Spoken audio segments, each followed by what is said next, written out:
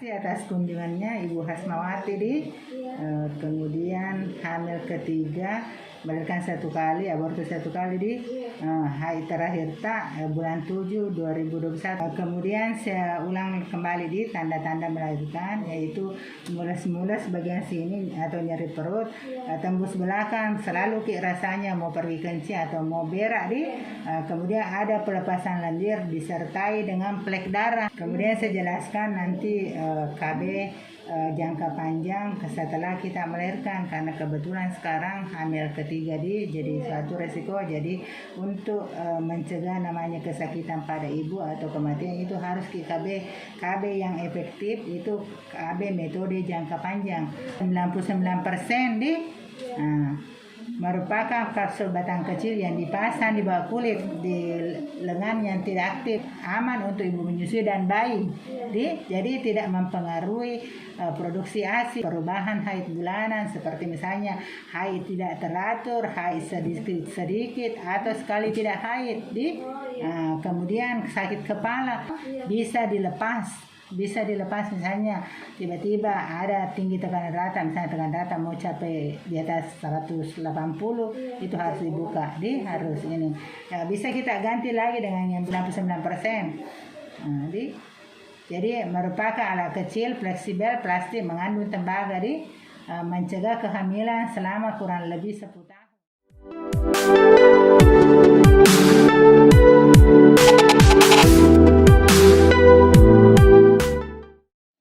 Budi, saya mau perlu menjelaskan tentang KBPP. Bisa saya minta waktu sebentar? Ya, perkenalkan, nama saya Bidan Santi. Kapan sih melahirkan? 1 minggu yang lalu. Oh, 1 minggu yang lalu, Dik. Jadi kita operasi, Dik, kemarin. Ya. Jadi kalau operasi itu minimalnya harus menunggu 2 tahun, Budi, baru bisa hamil kembali. Kenapa harus 2 tahun? Selain untuk kesehatan karena uterus itu belum bagus penyembuhannya kalau belum cukup 2 tahun. Jadi harus 2 tahun. Selain untuk kesehatan kita juga harus pikirkan anak karena kalau belum cukup 2 tahun anak baru hamil kembali, otomatis kurang kasih sayang anak. Itu dari jarak kehamilan yang sangat dekat itu juga menyebabkan bayi lahir prematur, berat badan lahir rendah, dan juga kematian bayi. Tapi jangan juga tunda nanti 5 tahun baru hamil, Dek, karena menunda 5 tahun kehamilan menimbulkan resiko yang lebih tinggi pada ibu dan resiko persalinan yang sama dengan persalinan yang pertama. Jadi minimal 2 tahun, maksimal 5 tahun, Dek. Ya. Saya jelaskan kembali ke masa subur, Budi. Kita tahu kapan kembali ke masa subur? Kita tahu kapan kembali ke masa subur? Tidak. Jelaskan Budi. Ibu yang menambah makanan bayinya akan kembali subur lebih cepat. Walaupun belum mengalami menstruasi, ibu dapat kembali hamil, Budi. Jadi kalau tidak menyusui ASI eksklusif atau menyusui aktif itu bisa cepat subur. Iya. Bila ibu tidak menyusui setelah 4-6 minggu melahirkan, ibu akan kembali subur dan dapat hamil kembali. Kontrasepsi jangka panjang yang reversibel lebih mudah, lebih aman, dan lebih efektif dari KB jangka pendek untuk melindungi dari kehamilan yang tidak diinginkan. Ya. Masa nifas waktu yang baik untuk menggunakan kontrasepsi jangka panjang untuk memperoleh kondisi paling sehat bagi ibu dan bayi. Jadi kalau pulang nanti sebaiknya KB jangka panjang, Dek. Ibu langsung mendapat pelayanan KB tanpa harus kembali ke vaskes. Jadi nanti kalau pulang ibu bisa pasang memang implan. Kalau memang mau implan nanti baru kembali ke rumah. Kenapa harus ber-KB baru pulang? Yang pertama itu lebih hemat waktu dan uang apabila memiliki KB jangka panjang yang dipasang sebelum ibu pulang. Keluarga juga lebih banyak waktu untuk memberikan kasih sayang dan perhatian pada bayi. Jadi kalau pulang, belum pergi KB baru pulang, Rosita pikir maka ada lokasi Joka Puskesmas sama KB. Jadi kalau kita pesan memang baru pulang, nah dan kita pikir, Dek,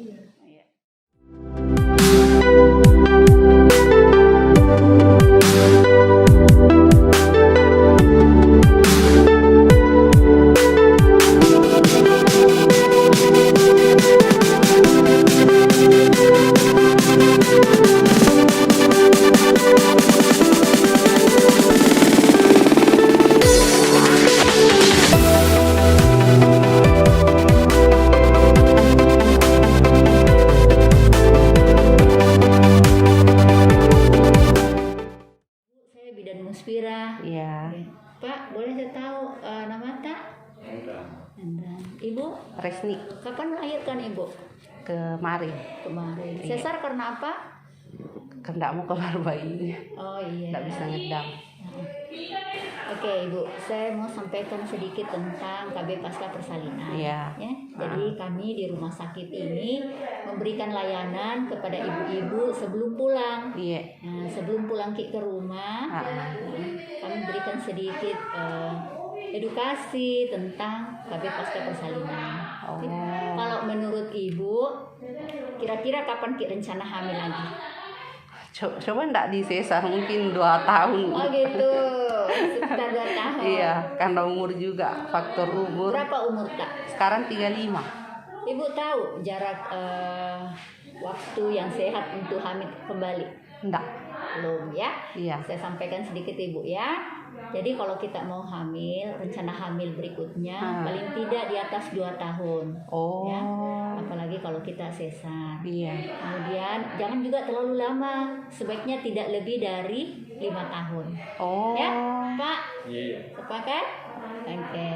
Nah, kalau misalnya jaraknya di atas 2 tahun, tidak lebih dari 5 tahun, itu akan memulihkan kesehatan ibu. Oh. Oke. Ya. Iya. Kemudian ibu tahu kapan kembali ke masa subur? Ndak. Belum. Bagaimana caranya? Ya, jadi setelah kita melahirkan, Bapak, Ibu, 21 hari setelah kita lahiran itu sudah bisa masa subur. Oh. Tidak menunggu 40 hari lagi Iya. ya. Ha-ha. Nah, jadi sebaiknya sebelum Ibu pulang, sebelum dokter membolehkan untuk pulang ke rumah, Iya. kita menggunakan metode kontrasepsi dulu. Kami di rumah sakit ini memberikan layanan KB Pasca Persalinan pada ibu yang sudah bersalin. Iya. Ya, jadi ibu dapat langsung mendapat pelayanan dan itu sudah satu paket dengan BPJS-nya ibu. Oh. Ya. Jadi nggak usah dian lagi. Iya, tidak dibayar Iya. Ibu, ya, Oh, gratis. Lebih cepat untuk mencegah kehamilan yang Iya. tidak diinginkan, sehingga kita tidak terjadi namanya kehamilan tidak diharapkan, Iya. tidak diinginkan ya. Iya. Lebih hemat waktu, tentunya kan lebih hemat uang karena ibu tidak perlu lagi keluar Iya. uang Rencana untuk memang pakai. mau. Oh, alhamdulillah ibu rencana Iya. pakai ya. Oke, kita juga punya waktu yang banyak untuk mengurus nanti bayi kita. Iya. Itulah. Masalahnya juga sesar, coba normal mungkin. Oke. Nggak KB. Iya, jadi dari pilihan ibu kira-kira mau menggunakan metode jangka panjang atau jangka pendek? Kalau jangka panjang? Kalau jangka panjang ada 2, ada implan yang dipasang di lengan, biasa kita dengar implan. Iya. Jadi 2 batang kecil yang dipasang di lengan untuk mencegah kehamilan selama 3 tahun. Ya. Kalau yang anunya, yang satunya? Kalau yang satu tentang AKDR atau alat kontrasepsi dalam rahim. Ini dipasang di Spiral. rahim. Iya, spiral orang bilang. Ini itu dia. Oke, jadi ibu memilih yang ini ya. Yang implan. 3 tahun. Oke, saya jelaskan kembali tentang Iya. implan ya. Bagaimana ya? Iya.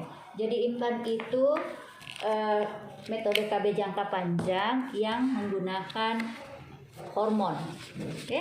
Iya. Ada saya dengar maksudnya kayak Pak iparku. Enggak, maksudnya enggak udah 2 tahun ya anaknya belum haid. Ya, jadi ASI itu tidak dapat haid itu karena memberikan ASI full. Iya, jadi memang. tanpa ber-KB, kalau ibu memberikan ASI, ibu tetap tidak dapat haid. Tapi itu tidak berpengaruh gitu. Maksudnya kan perempuan harusnya kan 1 bulan haid. Iya. Jadi kalau kita tidak dapat haid itu dikarenakan ada hormon yang ditekan karena akibat bayi menyusu gitu. Jadi Ibu, enggak ya? apa-apa Ji. Iya, tidak apa-apa.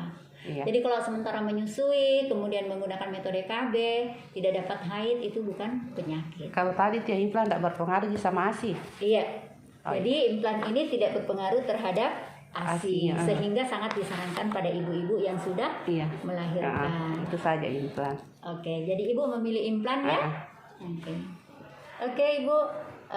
Sambil saya siapkan alat, ibu menunggu dulu. Ini boleh dibaca manfaat dari pemberian ASI bagi ibu dan bagi bayi. Bapak bagaimana? Setuju. Oke, jadi mendukung ibu untuk menggunakan implan ya? Oke, mudah-mudahan dedek bayinya sehat, insya Allah dapat ASI sampai 2 tahun ibu ya. Amin. Ya, nanti kalau di kartu Ibu boleh tetap konsultasi. Iya. Kapan saja saya akan berikan nomor telepon. Oh iya.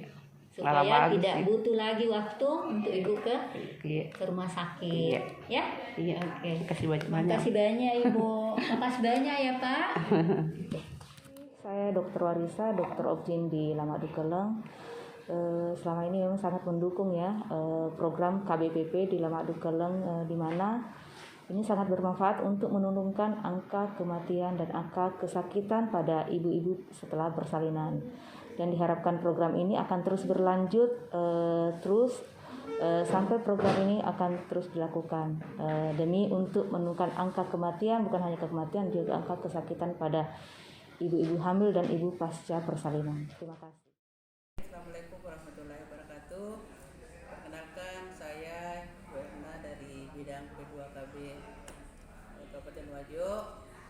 Saya ingin menyampaikan bahwa keberadaan program KBPP PK di Kabupaten Wajo memberikan manfaat yang sangat besar, utamanya pencapaian akseptor baru dan akseptor aktif di Kabupaten Wajo.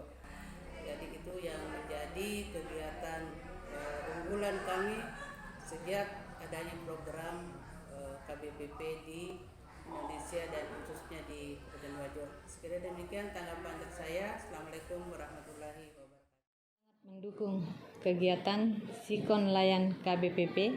Tujuan layanan ini ada kaitannya dengan tujuan SDGs, yaitu Goal 3, di mana itu kehidupan sehat dan sejahtera untuk penurunan jumlah kematian di Kabupaten Wajo. Sekian dan terima kasih.